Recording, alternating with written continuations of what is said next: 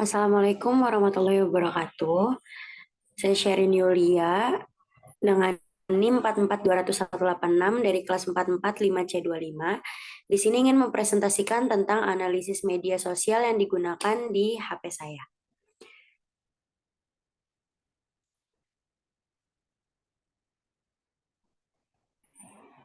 Pertama ada latar belakang.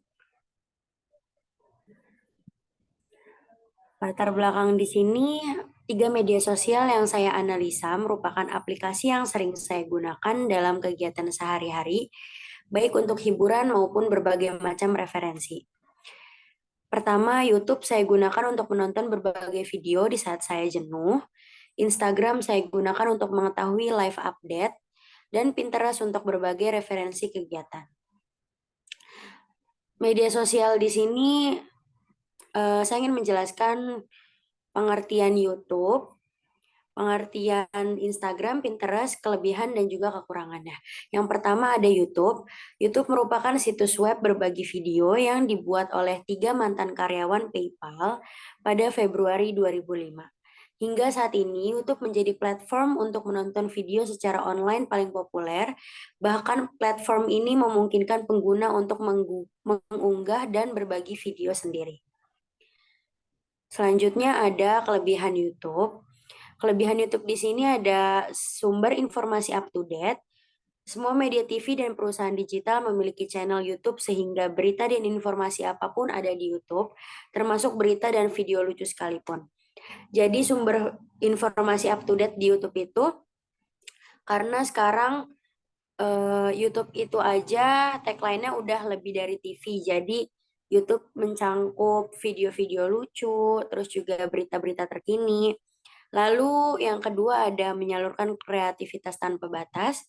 Kita dapat membuat video dan mengupload video kegiatan atau konten yang kita buat sekreatif mungkin. Yang ketiga, menjadi sumber penghasilan. Melalui Google AdSense, seorang konten kreator memiliki peluang untuk berpenghasilan, tentunya dengan syarat dan ketentuan. Nah, jika kita udah mengupload video konten atau kegiatan kita ke YouTube dengan jam tayang 12.000 jam tayang, itu bisa kita ajukan ke Google AdSense untuk mendapatkan penghasilan dari YouTube sendiri. Nah, selanjutnya ada kekurangan YouTube.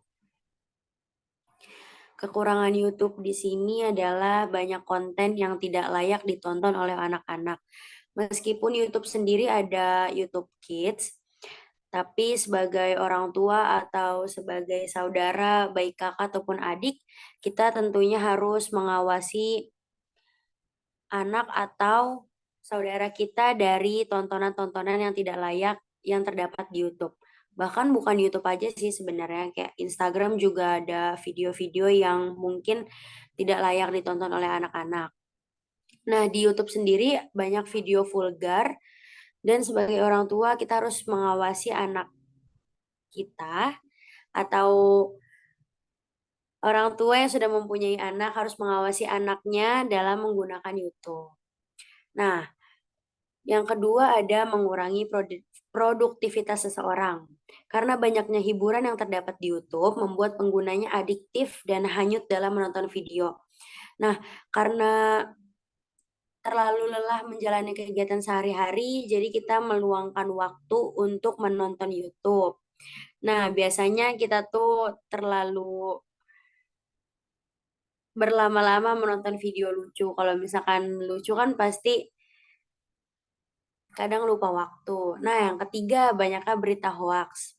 Berita hoax yang beredar di YouTube tanpa sumber yang jelas dan mampu mempengaruhi banyak orang. Nah, berita hoax di sini biasanya tuh ada di YouTube Short.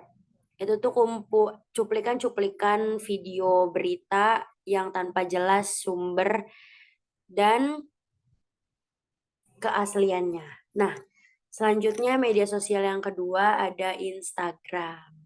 Nah, Instagram sendiri berasal dari kata insta atau instan, seperti kamera Polaroid yang dapat menampilkan foto-foto secara instan, sedangkan kata gram berasal dari kata telegram yang cara kerjanya untuk mengirimkan informasi kepada orang lain dengan cepat. Nah, Instagram sendiri tuh mayoritas berisi video maupun foto-foto. Nah, selanjutnya ada kelebihan dari Instagram. Memiliki banyak fitur yang menarik, selain dapat memposting foto dan video, Instagram juga menyediakan berbagai macam fitur edit dan berbagai stiker menarik yang mampu mempercantik postingan kita. Nah, di Instagram juga kita dapat membuat reels dari potongan-potongan video, dapat membuat story dari kegiatan-kegiatan kita. Terus juga yang kedua ada pengaturan privasi akun. Dengan memprivasi akun Instagram kita, hanya orang tertentu atas persetujuan kita yang dapat melihat profil kita.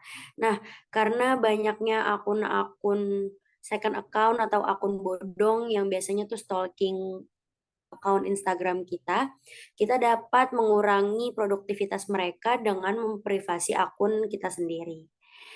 Selanjutnya ada kekurangan Instagram, boros kuota. Nah, kuota di sini tuh kuota pemakaian Instagram lebih boros dari pemakaian YouTube.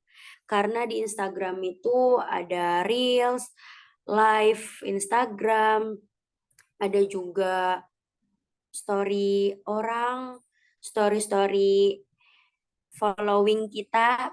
Nah, kalau misalkan kita menonton video di Instagram atau melakukan live streaming, tentunya akan menghabiskan banyak kuota. Nah, terus yang kedua, durasi video terlalu pendek. Kalau misalkan di YouTube itu kita bisa mengupload video tuh hampir mungkin 1 jam. Kalau misalkan di Instagram kita cuma bisa mengupload story atau reels dengan waktu 30 detik sampai 2 menit saja. Nah, akhir-akhir ini juga banyak selebgram yang mengeluh tentang daunnya Instagram yang menginformasikan kalau akun mereka tuh sensitif, menyebarkan video-video sensitif, padahal kata-kata yang digunakan juga kata-kata yang masih dalam KBBI, tapi Instagram men mendaunkan video mereka. Nah, media sosial yang ketiga ada Pinterest. Sebuah media sosial yang mengutamakan multimedia dari berbagai website, Pinterest dapat menyimpan koleksi atau kumpulan gambar pengguna lain yang Anda temukan di Pinterest. Nah, selanjutnya ada kelebihan Pinterest. Sudah terintegrasi dengan Facebook dan Twitter, memperluas pertemanan, saling bertukar informasi sebagai media promosi, sebagai media referensi.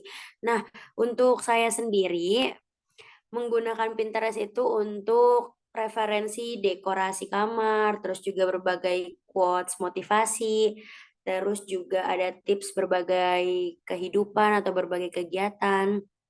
Nah, untuk kekurangan Pinterest sendiri, yang pertama banyak spam, yang kedua belum mendukung bahasa Indonesia, yang ketiga beberapa fitur belum ramah terhadap pengguna baru.